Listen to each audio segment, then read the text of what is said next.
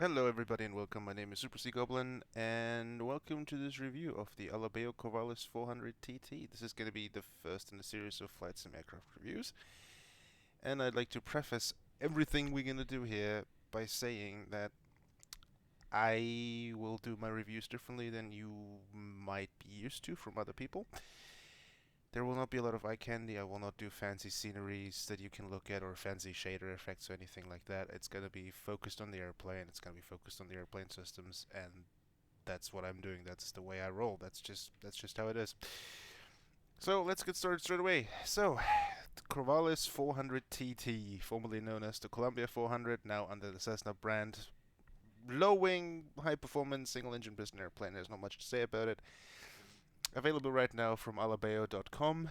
It's going to cost you $34.95 US or your regional equivalent wherever you are. It's going to be available, or it is available actually, either from Alabeo's website directly, which I will link down below. It is available from SimMarket, Flight Sim Store, maybe Aerosoft. I'm not entirely sure. I have to check on that. You know, your usual retailers. The package includes 7 liveries, 6 of which are actual repaints. There's one blank texture because Alabeo don't do paint kits.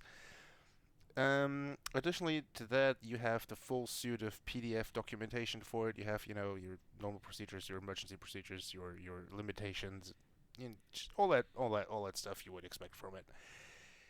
Um, Now let's start by looking at the exterior model first, I would say, because it's the first thing you're gonna see when you jump into the airplane. Let's actually switch to the virtual cockpit for this, yes. As you can see, typical Alabeo quality.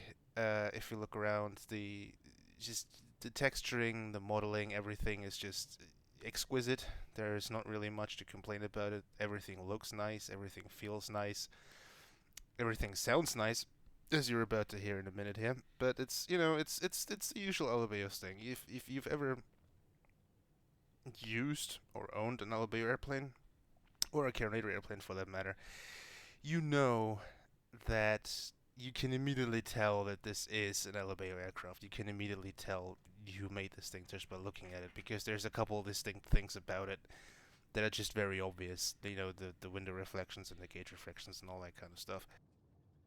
Looking around on the outside here for a minute, you can see again, beautiful texture work, beautiful modeling work. There's not really a whole lot to say about this thing. It's a beautiful airplane. That's absolutely gorgeous. I am personally not the biggest fan of this airplane just because of the way it looks. I prefer the SR-22. Please don't hate me. It's just my thing. But this is one of the 6 liveries it comes with. Personally, my favorite. Yeah, it's like all the standard animations are there. All the doors open. All the surfaces move. As you can see, all the flaps and gear and the propeller and everything. Unfortunately, there's no propeller pitch animation, which is a bit sad when the proper stationary. I would have liked if they had included, a little animation when you change the propeller pitch, but whatever. It's just a nitpick. As I said, all your standard animations are there. You can open all the doors, you can close all the doors. It's the usual spiel. What do you expect? It's a flight simulator, and of course it's gonna have all these stuff animated. There's not a whole lot of stuff that there's not a whole lot of add-ons out there that don't simulate this. Going back into the inside, again, very simple cockpit layout, very easy to understand. It's very easy to familiarize yourself with it. It's a G1000. If you've ever flown a G1000 airplane, this is going to be immediately familiar. However, there's going to be a couple things here that I will talk about which were not necessarily to my liking. First and foremost is going to be the simulation quality of this thing, but I'm talking ahead of myself. First of all, again, looking out here, the switches, everything has a sound, although the sounds themselves are not necessarily the best thing, I would say. I don't know. If you listen to this here for a second,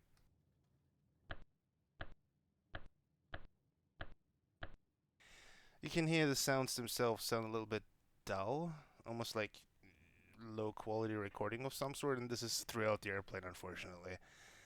The keypad here doesn't seem to have click spots associated with it. As you can see, you can click the range button, you can click the FMS knob, and well, that's pretty much it. For everything else, you have to use the pop-up, actually, which brings me up to the next point, the pop-ups. Yes, actually, let's look at those too. We have the G1000 PFD, we have the G1000 MFD, We have the keypad, which allows you to press these keyboard buttons here, which means if you want to enter a flight plan, you can just, hack away here and press enter instead of having to twist and the FMS knobs and all that good stuff.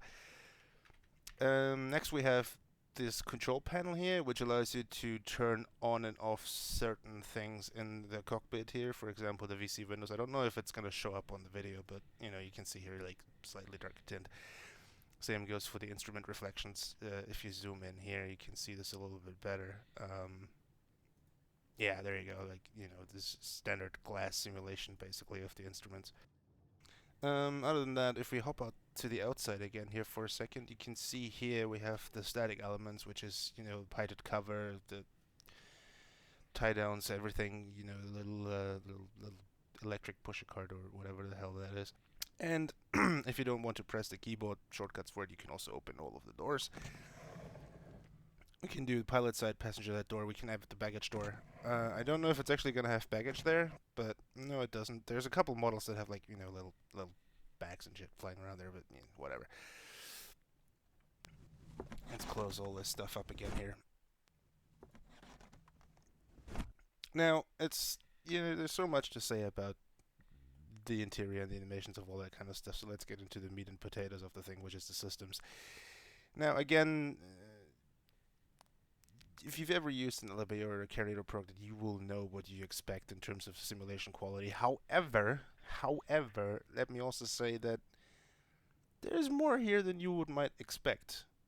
A lot of people give Carinator and ALABEO a hard time for their stuff because they think it's not, necessarily the best simulation. However, while this is true to an extent, there's still a couple things here and there that I find personally quite nice that are simulated, at least to a degree. Whether it's just a click spot or a button, or whether it has an actual effect on the way the airplane works, is not necessarily relevant. The fact that it's there at least shows me that they've put some thought into it, at least. So yeah, let's actually power the thing up, and I run you through a couple things here first.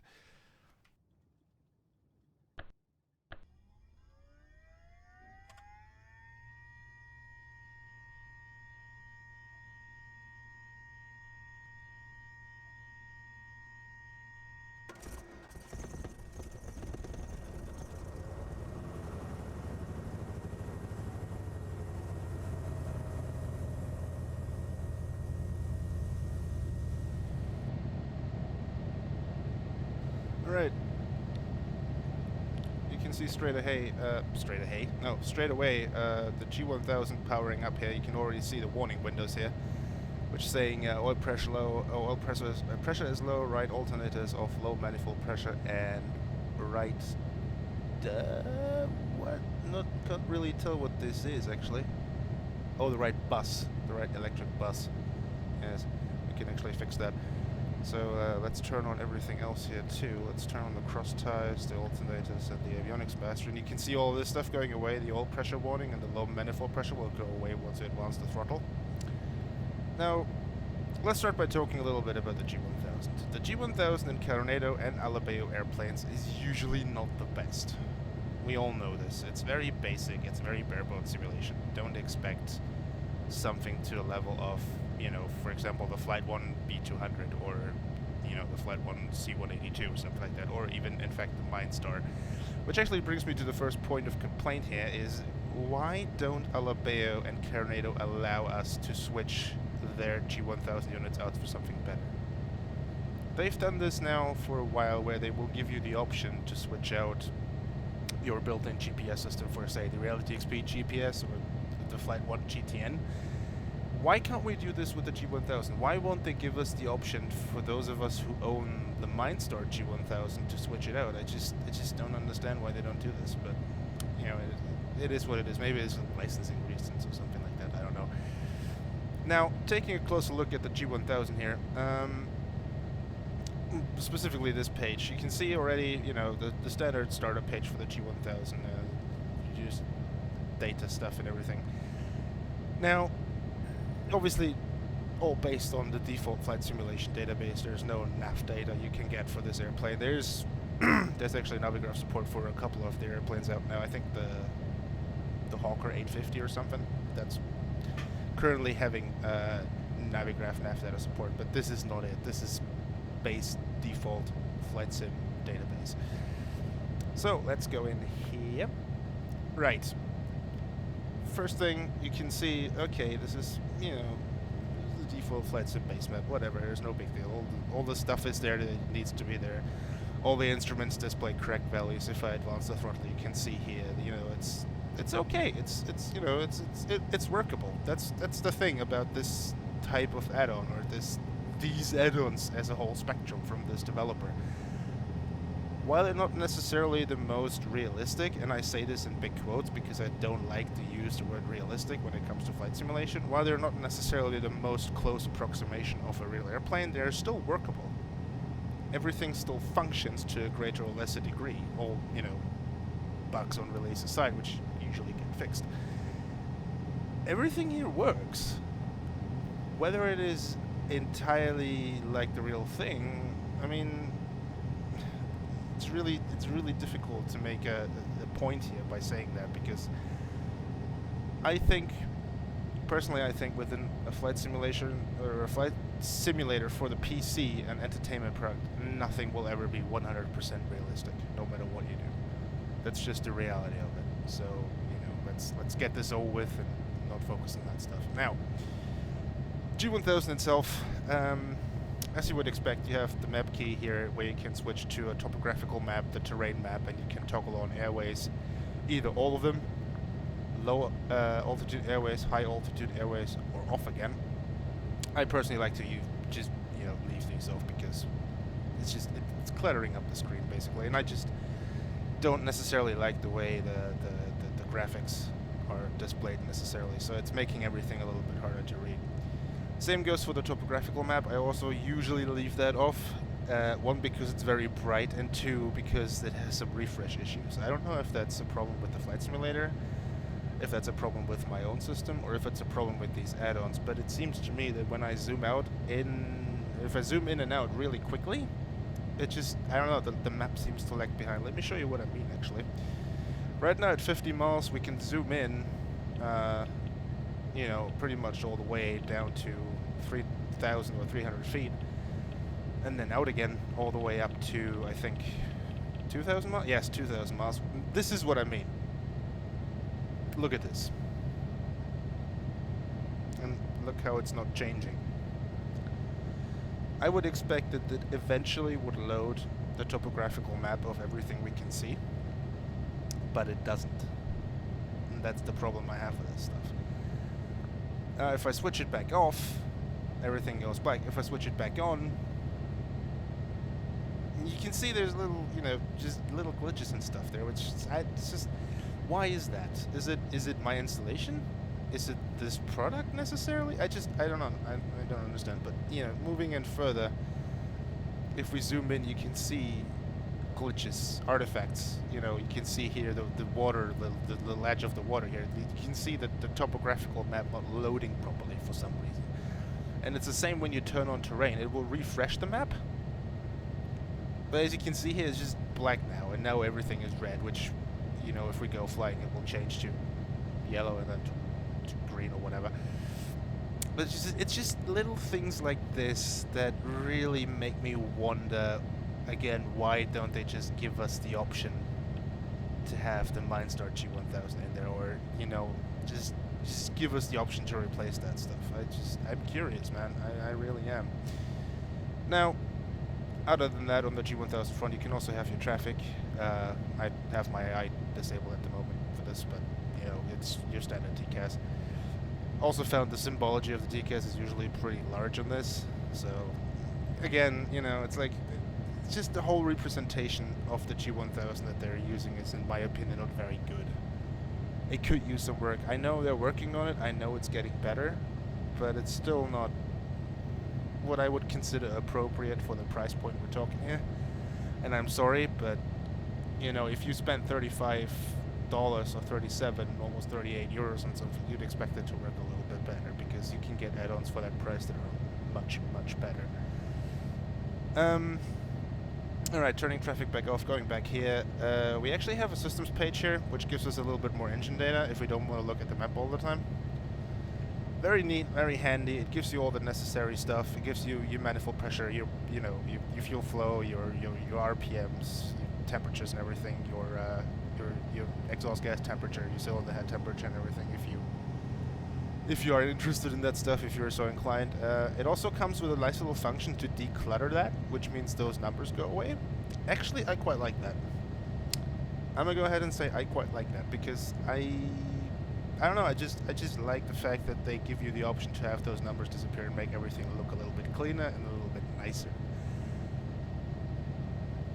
The lean assist, however, that's a difficult thing because I don't know if it's actually going to work. We're going to find out if it's working once we take the thing for a spin. So far, I've not seen a G1000 equipped airplane by either Carnado or ALABEO that had this function properly, but we're going to find out. Maybe it works, maybe it doesn't. I haven't tried it yet, so this is going to be a live demonstration of that feature.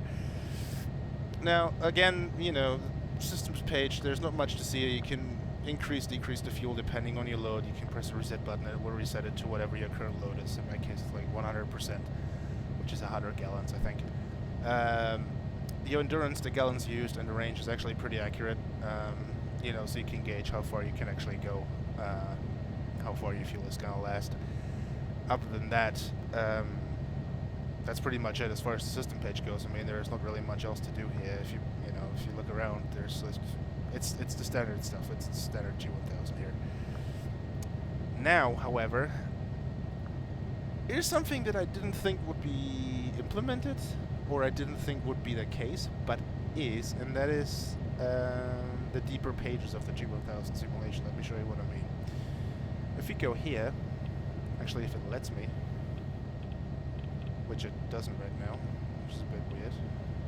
See, it does that every now and again. When you try to turn the inner or the outer knobs, nothing actually happens. Even though I would like to switch pages. Not really sure why that's the case. I have to... Why is that not working? Oh, there you go. Now it caught up with me. Right. Nearest waypoints, you know, over here you have your nearest intersections, nearest NDBs, nearest VORs, all the standard stuff, you know, nearest navigational facilities, as you would expect. Again, why? I just don't understand why it does that. You have to, like, spin it pretty far. See, this is one of those things where I'm thinking, like, does this not go through beta test at all, ever? Because, I mean, this should have been noticed by somebody at least, shouldn't it? It's just one of those things that, again, this is a $35 product. Why? Why is this happening? Is it just me? Please do. Let me know if that is indeed just me or if it's a problem. Approaches here, if you have an airport loaded, you know, your information of you currently selected, direct to airport, all that kind of stuff here, the usual stuff as you would expect it.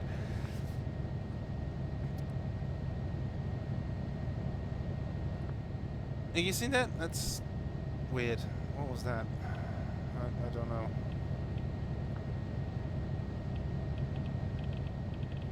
Again, I'm trying to work my way through this, but it just... There you go. Now, let's actually go to the aux page, which I was trying to show you initially. Now, if you have a flight plan loaded, a couple stuff will populate here, like, you know, your trip statistics and all that kind of stuff. All, you know, reasonably accurate, reasonably fairly accurate. Yeah, it's, you know, it's just doing simple math here in this instance. It gives you all the data that you need, all the information that you need.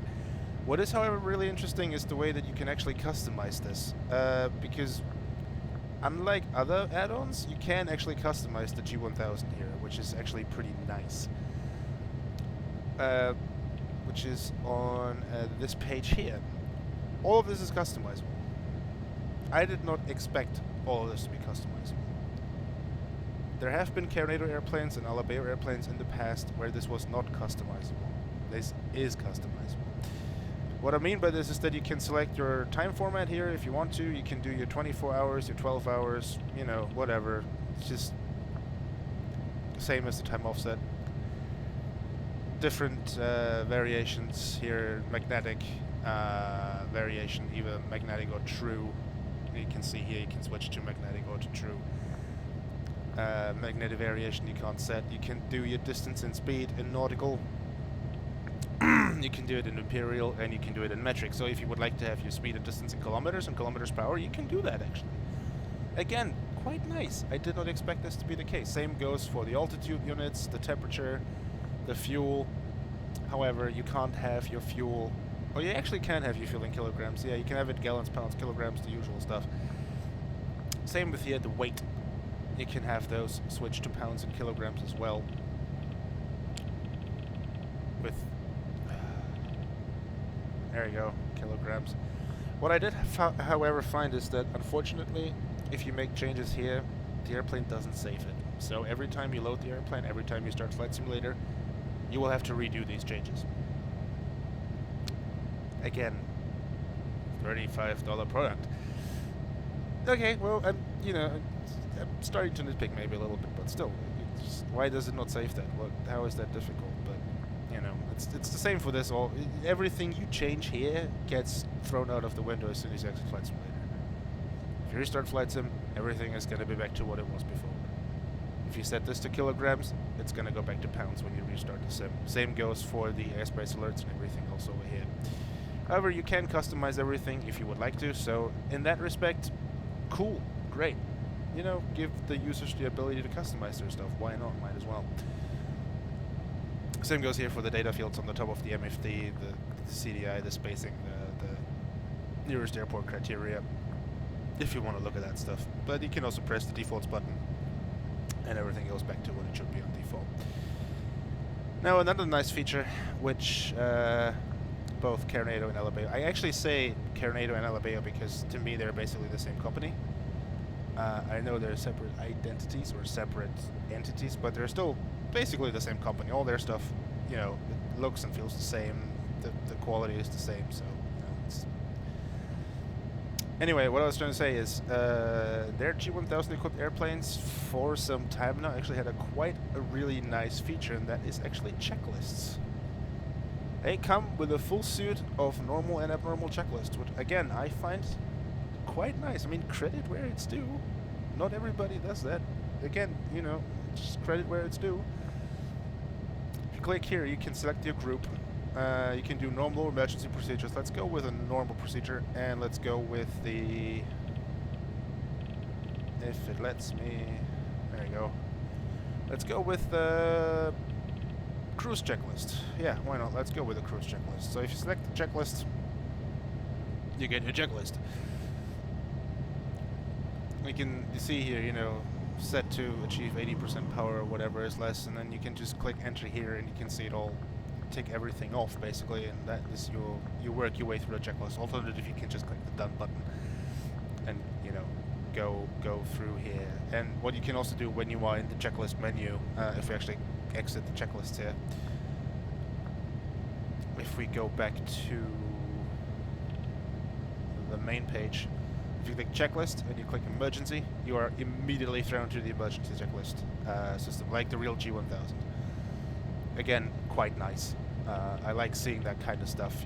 These small little immersion things I quite like to see, simply because you don't see that very often. Same here. If you look at this, emergency checklist, mixtures cut off. And, you work your way through the checklist, you complete the checklist, and then you're done basically. However, what I find a little bit weird is if you complete one of the emergency checklists, it will tell you to go to the next one instead of going back to the map display, which I don't know if the real unit actually does it or not, but bit weird. Now, as far as flight planning goes, you have your standard fare of stuff. You can do you can load a default flight simulator and flight plan. It does not have vertical navigation. There's no VNAV here. Same with the autopilot. Even though it says FLC here, flight level change, I don't think it actually necessarily works very well. It works to a degree, but it's a very small degree. So yeah, there there's that. Same procedures. Now you have to remember that this is all based upon the default FSX, prepare 3D, whatever database. So you know all the procedures and stuff that you have in your FSX database, this will have. Again, would be nice if they would support Navigraph in the future, but I don't know if these add-ons will ever get a patch to backport that functionality. I'm not entirely sure if they will. Yeah, that's pretty much as far as the MFD goes, I think. There's not really much else to show you here. I mean, everything else works as you would expect. You know, the COM selection, the frequency selection, all that kind of stuff. Same goes for the nav over here on this side. You have alternate autopilot controls for this. On this as well as you have them over here. If I can get that stock to behave. One thing I would like to point out though, however, I like what Corrado and ALABEO have done with these blue things around the click spots. The highlights. I actually quite like that, because that makes it very easy to identify what you're about to do. Would be nice if they had that on more than just, you know, the rotary knobs, but you know, whatever, it's nice. It's a nice little feature. I appreciate them doing that. Display backup function also works. So if you actually have a failure of your navigation display, you can just press this red button down here and then get all your engine instrumentation on this side as well. Now, the PFD, you can have your map inset. You can do traffic, topo, and terrain on the map inset as well, same as you can with this one. Obviously you can declutter it, or you can turn it off. The PFD gives you a couple options. You can have 3 different options for wind. You can have your DME turned on. You can have your bearing, your VOR bearing. You can have a different HSI format. You can either have the 360 or an ARC, depending on what you prefer, as well as like bearing on this side. There's no DME here. It only has one DME, this airplane. And then again, you know, standard barrow, you can press that, it sets it automatically to 2992, or if you set it over here, you can set it to HPA, and you can also set it from feet to meters, which will give you a little bit of a indication over here. Yeah, I mean, that's pretty much as far as it goes for the PFD. I would say there's not really much else to do here. I mean, obviously you have your CDI button where you can switch between VOR and GPS. You can have your DME entry here. You know, you can have your transponder basically, which you can enter your code here or just immediately go to 1200 for VFR. It will turn on automatically as soon as you're airborne. It actually is on right now, which is a bit weird, but yeah. Over here you can have timers set up and references, so you can set your speeds, and you can also set your minimums over here. Again, standard fare, you use the FMS inner and outer buttons to navigate that stuff. You know, just set it like that, and then you can set your barrows to whatever you would like them to be. Which again, you know, if you do IFR flying, this is quite nice. Actually, if you do any kind of flying, this is quite nice. It's just it's a very nice representation of what G1000. It gets the job done. I would say it's not, as I said, it's not the best, but you can fly from point A to point B. This is the main point. If you're the sort of person that is happy with having an airplane that looks fantastic, that sounds fantastic, then this is your thing. If you're the sort of person like me that would like to have a little bit more system complexity to it, this may not necessarily be the product for you. That's just the way it is. They target a very specific market with it, they target a very specific demographic with it, and that's pretty much what you're going to get. So there's that.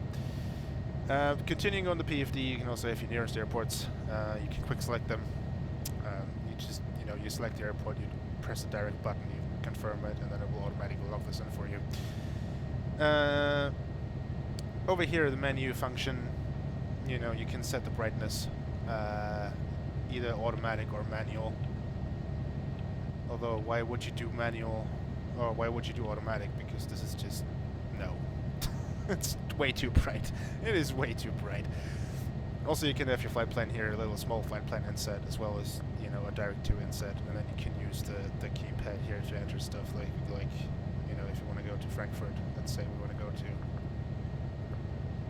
EDDF, and actually, wait.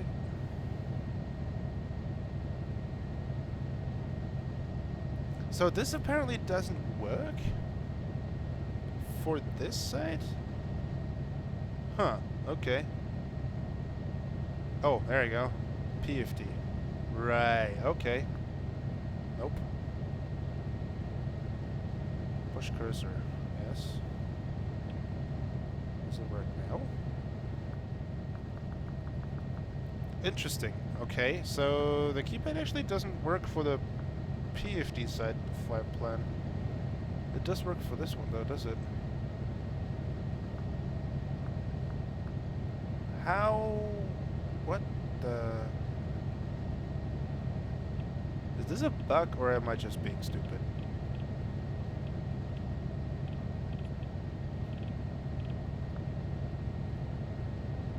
This is... Oh man. We're discovering issues here, man. We're discovering issues as we're going along. Oh, there you go. So once you actually have the cursor selected, you can also use the keypad to enter stuff, apparently. Right. So, yeah, there's that. Although it would have been nice if you just, you know, you press the direct button, you plop in the airport you want to go to, instead of just having to fiddle around here trying to get the cursor to jump to the first point. So you can select the different airport here.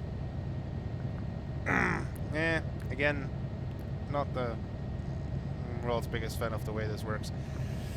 However, at least if you use the pop-up here, you can also have the menu buttons and all that kind of stuff here. So you can quick go to your flight plan, you can go to your menu without having to actually touch the controls on the side here of the display. Same as the range. Yeah, again, not much to say about this.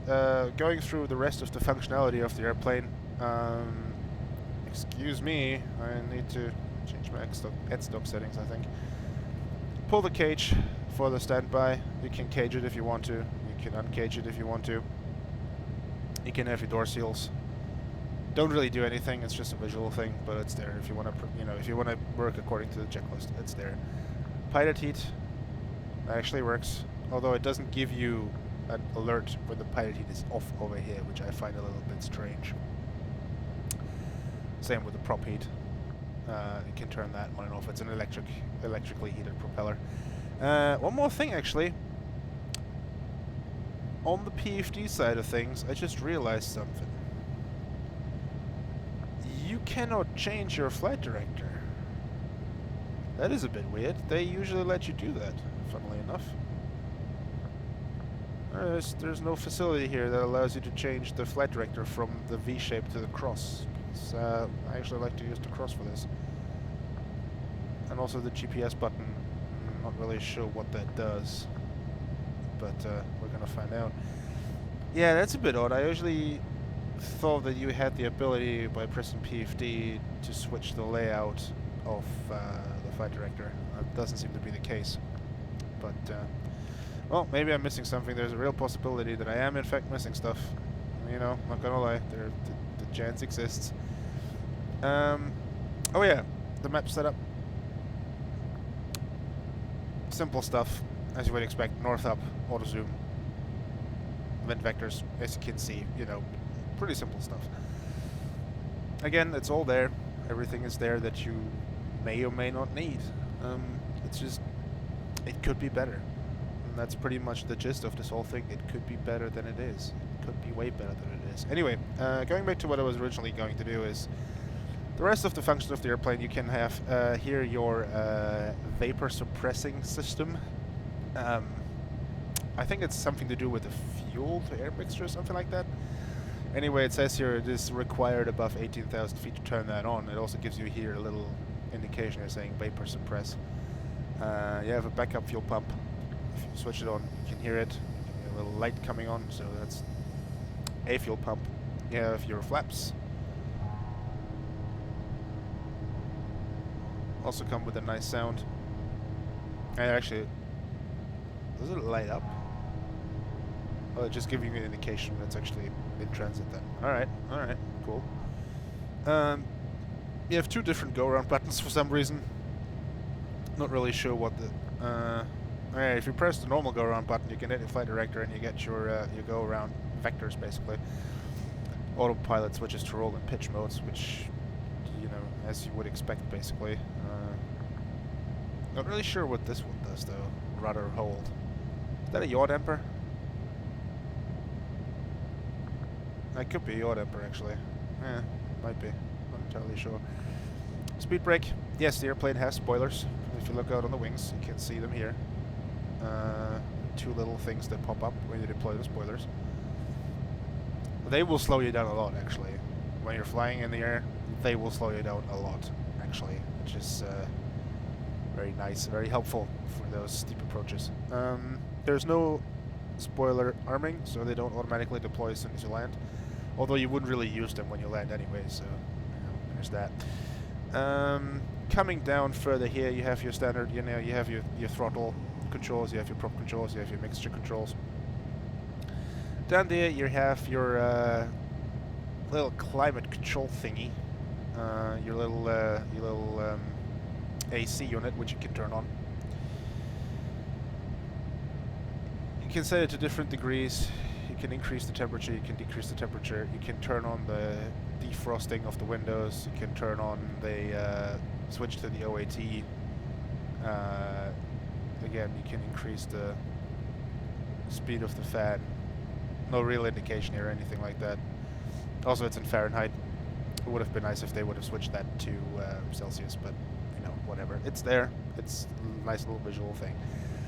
Coming down here, again, the keypad. Oh, now the buttons will work. Okay, so as soon as you turn on the battery, the buttons actually start to become functional, so you can actually use that stuff from the virtual cockpit. Okay, well, I retract what I said earlier. That's quite nice.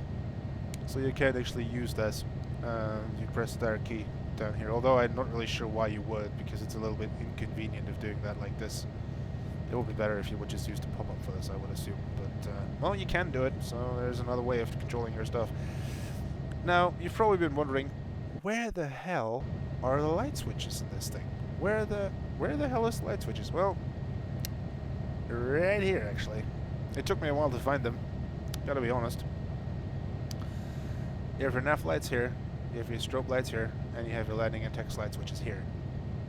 Very weird, very, very weird placement. That seems to be something that Cessna has done with the Columbia 400, or the Corvallis as it's now known.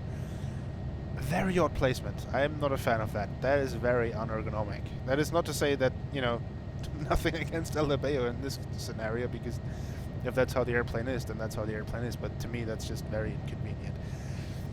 Fuel selector, the gigantic wooden knob to turn left and right.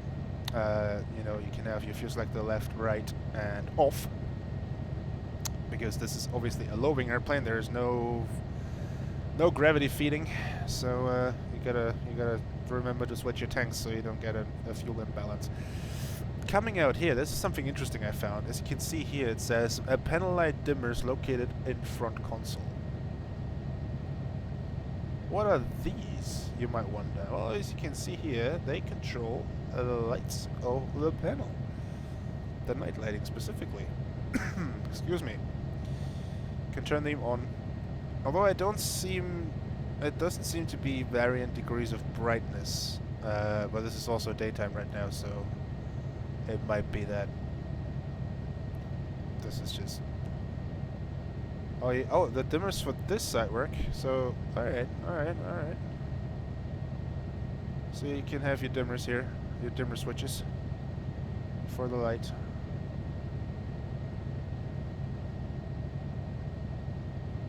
Now there's a slight, if you look at the G1000, you can see a very, very slight, I'm not sure if it shows up on video, but... yeah, dimmable switches, again.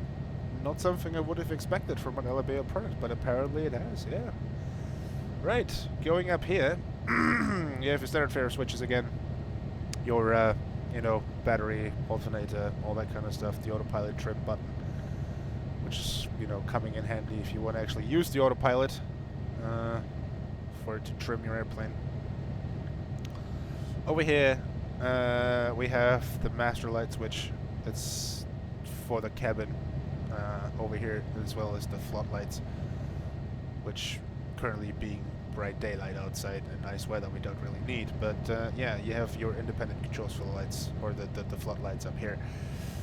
Back here you also have a cabin light that you can turn on, which is pretty much the same as this, although it does light up the front. This is for the back. This is for the passengers themselves. So you have a little click spot here.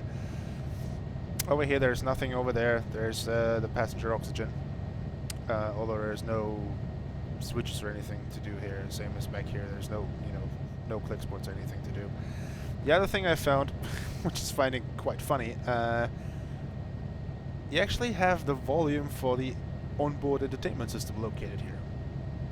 Again, very interesting and nice touch. So you can actually switch up and switch down the volume of the IFE. Not that you would ever need to, but the switches are there. Again, a lot of this stuff. There are switches here and they do something. If that's all there is for you when it comes to realism, when you don't necessarily need feedback, then hey, what do you know? What do you know? So, right. Control stick here. You have buttons to disconnect the autopilot. You have buttons here for the trim. You have your primer here. You have your starter magnetos and everything over here, your little key. Park brake is here. And down here, if we go down, you actually have a switch for alternate and normal static source. If you ever need to do that, or if if you fly by the book and your checklist actually calls for it. Same goes for the cabin pressure, although it says heat. Maybe a click spot translation error, I'm not entirely sure. But yeah, even if you go into the small details, the nitty-gritty of the airplane, it's actually, again, there is potential there. Give them, if they would hire, I'd almost say if they would hire a decent coder, this could actually be a pretty awesome product. But yeah, it's just little details, like for example, cup holders. If you ever fancy bringing a Starbucks along on a long flight, you can now, because this airplane has cup holders. There you go. $35 well spent.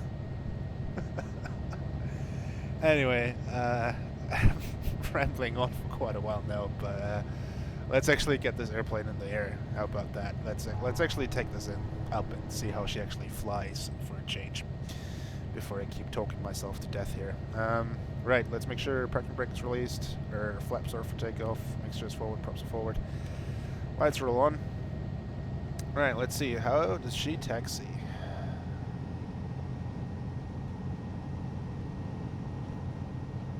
Not at all, funnily enough.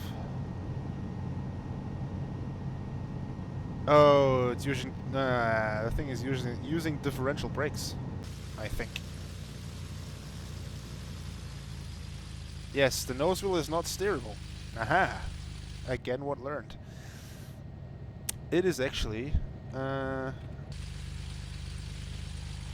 not steered nose wheel, which is going to make this a little bit difficult because I don't actually have buttons assigned for differential brakes. So this is gonna make this a lot awkward. A lot more awkward than it needs to be. It's gonna be though. Let's see. See if we can make a turn. There you go.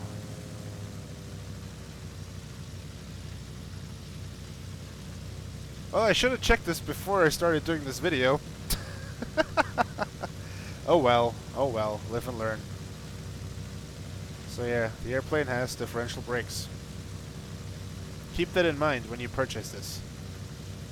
You need rudder pedals for this. Well, you don't need rudder pedals for this, but you need some sort of facility to actually allow you for steering with differential brakes. That would be quite nice. Alright, let's see if we can make it to the runway here. Yeah, the problem is I have to use the keyboard now because I don't actually have differential brakes assigned on my rudder pedals, because they are quite broken at the moment and I need to replace those eventually. But yeah. Right, what we're gonna do, we're gonna do a quick short flight. Again, the sound Very nice. It sounds very nice. It sounds as you would expect it to sound. You know, it's a high-performance single, six-cylinder engine, so it sounds the part. It definitely sounds the part. It sounds beefy, which it is. It sounds very beefy, and you will see how quickly this airplane actually accelerates once we get airborne here. Right, let's line up, and then take her for a flight.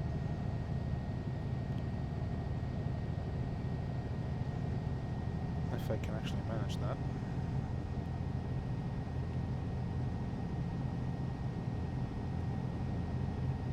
Alright.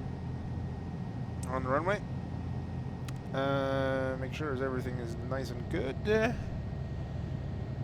everything is. Let's see. Run her up. Turn the manifold, release brakes, and slowly ease on the throttle. You can see the turbo is going to kick in. There it is. There's the turbocharger. We're going on our way.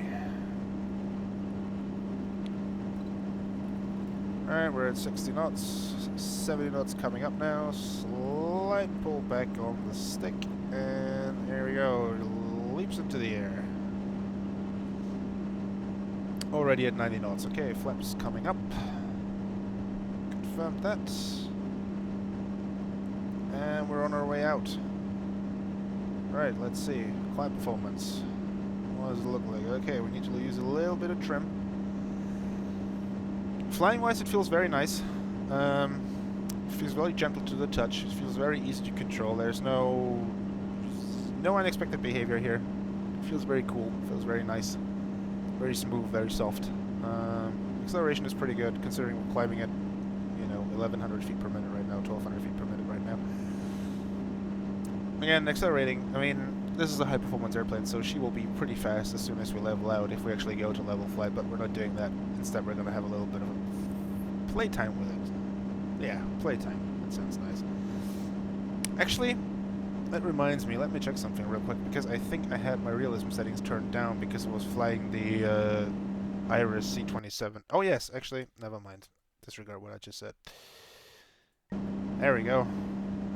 Oh yeah, that feels better. That feels better. I thought about there was something weird going on, but yeah, I have my realism turned down because I was flying the Iris C27 earlier. And in order to make that airplane work, you have to turn your realism down for some strange reason, otherwise it just flies and handles weird. So there's that. Yeah, flying characteristics, flying qualities of the airplane. I would also say it's usual standard ALABEO/Carnado fare. The airplane handles very nice. The handle's predictable. There's nothing weird going on here. It flies the way it should fly. You can do everything you want to do with it. It's completely as expected. There's no unexpected behavior here whatsoever. Climb performance, cruise performance, pretty much as expected. You can fly it very much by the books. If you go according to the manual that is provided, then you won't do anything wrong. And my apologies for the low frame rates. This is why we don't do eye candy, kids, because my system can't handle it. That's the real reason. There you go. Apologies for the choppiness. I need to upgrade my machine eventually at some point. Now, alright, let's take the power back a little bit, and let's quickly go into all the different autopilot modes, which... There you go. Alright. Heading mode, pitch mode. Let's give me altitude as well, please. There you go. Alt. There you go, that's better. Now, 30 manifold pressure. Pretty okay, pretty nice. Not really much to say about that. She will hum along easily at 160, 170 knots, depending on how high you are, depending on what the weather is, yada yada yada. Again, it's a single engine high performance airplane. It's pretty much happiest above 18,000 feet. You can fly it lower, you can get better economy lower, but it's really going to be in its element if you go up, let's say above 16,000. If you go above 16,000 feet, then you're going to like the airplane. She will shift. She will shift weight real fast. This is a very, very quick airplane. Much like an SR-22, this is the perfect airplane to go take on a tour. Like just do a scenic flight, do a scenic round trip or something like that, or use it for FS economy if you use that service. I do. It's great. Yeah, it's very nice tourer, I think. That's what this airplane, as well as the SR-22, shines at. They are very nice touring aircraft. Very nice, comfortable A to B cruisers, basically. That's what these airplanes are good at. Again, I was talking, you know, handling quality. Let's do some unorthodox stuff with it. Let's take the power back. See how she behaves when she stalls. Probably a little bit too low for that, but we're gonna try anyway. Let's actually also kick out the spoilers for good measure. There you go. You can hear it creak.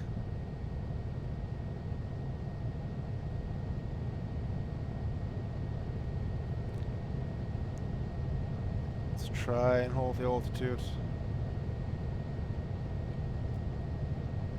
Let's see, when is she gonna let go? 90 knots now.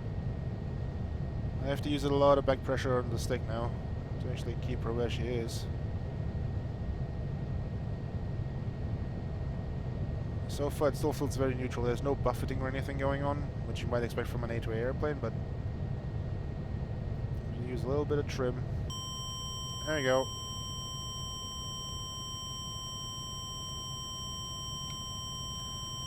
This is not how an airplane should stall. This is clearly not how an airplane should stall. It just flat fell instead of, you know, dipping away to one side or whatever. It's just flight dynamics. Again, quote unquote realism, quote unquote. You cannot expect something to behave 100% like the real thing, but there's also add-ons which do this a lot better. Again, A2A. Stall behavior, king. This stall behavior, not so much. I mean, you just saw it. It stalls, it just falls flat. The wing is not dipping to either side, it's not starting to tumble out of control or anything like you would. You cannot induce a flat spin or anything like that. It just feels a little bit bland, to be honest with you. Generally, the flying characteristics of this airplane, they seem very easy to control, very user-friendly, which is probably also why, you know, calling back to the intended demographic for this product, the intended market for this product. So, I don't know, I think, again, I would actually say, you know what, this is a very good product for beginners. If you're new to flight simulation, if you're new to flying airplanes, if you're new to any of this stuff right here, then Carnado stuff and ALABEO stuff might be a good introduction for you, because it looks very nice, it sounds very nice, it handles okay, you have an easy time flying it, there's nothing you have to worry about in terms of systems like with an A3A airplane, the engine, or a PMDG 777 with all, you know, the FMS wizardry and all that kind of stuff. There's not a single thing you have to worry about here. Excuse me. It's just hop in and go. If this is what you want, if you want hop in and go, this is the airplane for you. This is the product for you. $35. Cannot say it enough. $35 for this. Now, it's kind of hard to come to a conclusion to this, but I think I already have, in which I said, like, you know, 2 minutes ago, is that if you're new to flight simulation, if you're new to simming in general, this is their stuff in general. I can say this as an in general thing for ALABEO and Carnado stuff. Their stuff might be a good way to start. It might be a good way to introduce somebody to the hobby of flight simulation, or to the concept of flight simulation, because they are probably the easiest thing in terms of just, you know, hop in and go. Just hop in and fly around. Hop in and do whatever. For the more advanced user, unless you're a big fan of the airplane in question, unless you're a huge fan of the C400 here, or if you're a huge fan of the DA42 or anything like that, then yeah, sure. Get it. Why not? I mean, it's your money at the end of the day. I'm trying to be as neutral as possible when it comes to judging these things, because it's very difficult for me to be unbiased. I'm saying it straight up. It's very difficult for me to stay unbiased, because I'm not the world's biggest fan of Carnado airplanes, and it probably has shown during the course of this review. But still, for the price they're asking and for the quality it delivers, it is okay. It is not great, it is not awesome, and it's not horrible either. It is simply okay. It's mediocre. That's a very good way to describe it. Now, it sounds more negative than I actually mean it, but yes. Carnado, ALABEO, their stuff in general, on the broad spectrum of things, is mediocre. It's just the reality of it. They cater to a very specific demographic, and that is we want to sell our product to the most people possible. Which means they will have a compromise in their stuff, obviously. If you want to sell your product to as many people as possible, then you probably don't want a complex system like an FMS of a 777 or like the INS of a Concorde or something like that, or the complex engine management of a Cherokee or a Comanche or whatever. This caters to pretty much everybody at some point. There's something in here for everyone. Where it might not the complete package be, but there's going to be at least some things in this airplane that you probably find enjoyable to some degree. I'm the same way. I usually don't fly these airplanes, but I still like them.